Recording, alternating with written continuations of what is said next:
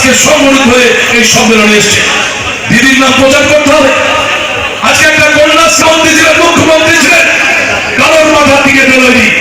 বিশ্ব জননী আমি বলবো স্রষ্টা মমতা বন্দ্যোপাধ্যায় সারা ভারতবর্ষ বিশ্বের দরবার থেকে প্রাইজ দিলেন একটা কন্যাশ্রী প্রকল্প। রাজ্যের মুখ্যমন্ত্রী একটা শিশু জন্মের সঙ্গে সঙ্গে সবুজ সাথী। আবার যখন মানুষ কবরে যাচ্ছে সমব্যাধি, মানুষ শ্মশানে যাচ্ছে সমব্যাধি, আমি শুধু বলছি পরিকল্পনা। একটা মানুষ কত পরিকল্পনার মধ্য দিয়ে যুবস্মৃতি, কারণ যারা নিচে বসে আছেন তাদের জন্যই আমরা আজকে মঞ্চে আছি, তাদের জন্যই সভাপতি হয়েছি। মুকুলদার থেকে শুরু করে আমাদের নেতৃত্বের জন্য দরজা বন্ধ থাকবে থাকবে থাকবে, এটা পরিষ্কার ভাষায় বলে গেল। কারণ সাধারণ মানুষ আজকে তৃণমূল কংগ্রেসের সঙ্গে আছে। তাই বলবো যে পরিকল্পনাভাবে সমস্ত জায়গাতে প্রচারটাকে দুস্তরে করুন। এখানে প্রশাসনিক স্তরে শান্তি বাহিনী হচ্ছে, লক্ষ্য রাখুন। অনেক জায়গায় দেখবেন বিজেপির কিন্তু হিন্দু পরিষদের লোক বিভিন্ন গ্রামে ঢুকছে ল্যাপটপ দিয়ে, এবং সেখানে খেলে খাওয়া মানুষদের বলছে 2 টাকা চাল খাচ্ছে মোদী সরকার, সব এসব মিথ্যে কথা বলছে। তাদের যেখানে দেখবেন একটা লোক একটা বাড়িতে 10 দিন ধরে আছে, সেখানে গিয়ে প্রশাসনকে জানান এবং প্রশাসনকে বলুন ব্যবস্থা নিতে। এ কথা বলতে পারি।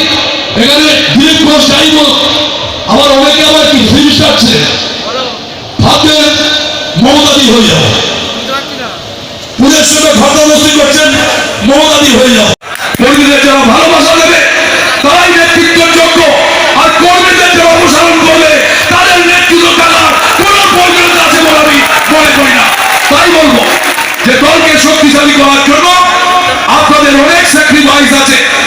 এখানে গোঘাটের মানুষ আছে, মানুষকে মেরে করতে হবে। ওখানে গোঘাট 1 নম্বর 2 নম্বর বিধানসভা এলাকায় মানুষকে নিয়ে করতে হবে, তার সাইসেন নিতে হবে।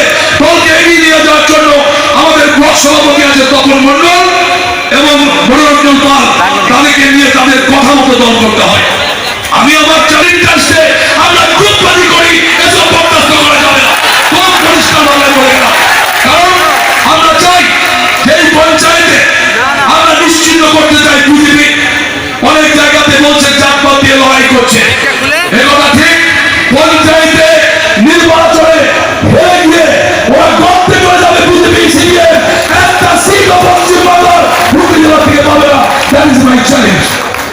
এবং হুগলি জেলায় আমি অনেক আগে ডিক্লেয়ার করেছি যে কোথাও আমাদের কোনো কর্মীকে যদি আঘাত আনার চেষ্টা করে তবে কিছু কিছু জায়গায় পাল্টা আঘাত হবে, এ কথা দাঁড়িয়ে বলে গেল। কারণ 1 ইঞ্চি মাটি ছাড়বো। এবং এটা ঠিক যে আমাদের কর্মীরা, এবার অনেকে মনে করছেন যে আমি তো 5 বছর পঞ্চায়েতে আছি, সমিতিতে আছি, আমি আবার হয়ে যাব না।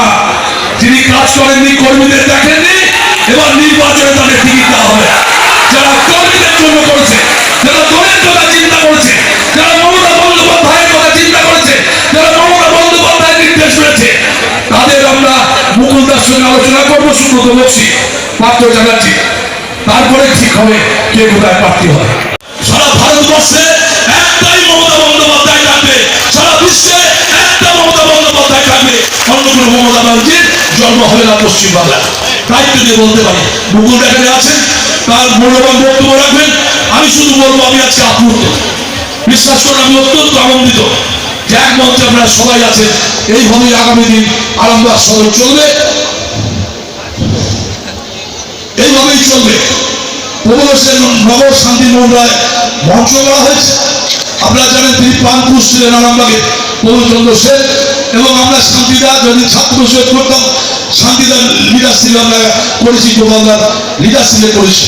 তাই বলছি যে এই মঞ্চস্থল থেকে চলে গিয়ে আমি চাইবো কোনো বুথে কোনো গ্রুপবাজি নয়, কোনো বুথে কোনো কর্মী সমস্ত একটা ভাবে লড়াই করুন, যাতে আগামী নির্বাচনে পঞ্চায়েতের আগে এলাকার সমস্ত দল বিরোধী মানুষ একটা করে সিপিএম ব্লক থেকে শুরু করে কংগ্রেস বিজেপির বিরুদ্ধে লড়াই সারাতে পারেন। আমি যারা এখানে আমাদের অল রেসপেক্টেড প্রেস আছে তাদেরও ধন্যবাদ জানাই যে সম্মেলন কভার করার জন্য। আমি আপনাদের সেলুট জানিয়ে, শ্রদ্ধা জানিয়ে, কৃতজ্ঞতা জানিয়ে, সেলুট জানিয়ে, সেলাম জানিয়ে আমি আমার বক্তব্য শেষ করছি। জয় হিন্দ, বন্দে মাতরম, মমতা বন্দ্যোপাধ্যায় জিন্দাবাদ, মুকুল রায় জিন্দাবাদ। ধন্যবাদ।